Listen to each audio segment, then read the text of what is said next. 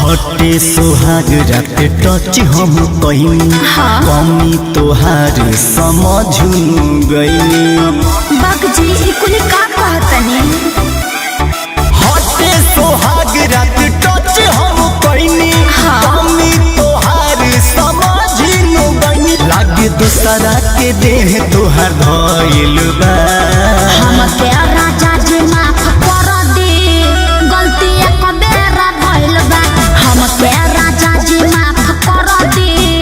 गलती छोटे में भइल बा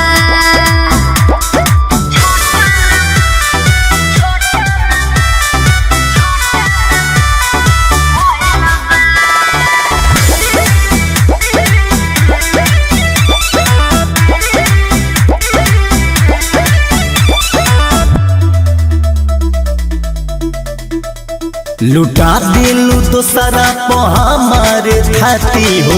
मन कैलू खाटा पहिल के नुराती हो ए जी हम जान कहब सच कहम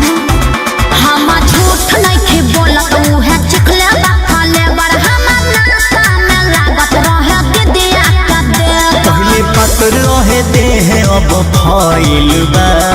हमके राजा जी माफ कर दे गलती एक बेरा भइल बा हमके राजा जी माफ कर दे गलती छोटे में भइल बा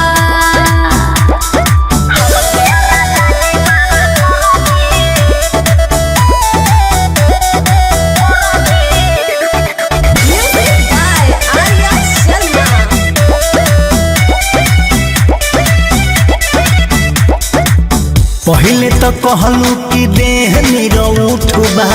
पोल खुल गईल माल सब झूठ बा ए जी माफ कर दी छोड़ी न बात के सुनो यादव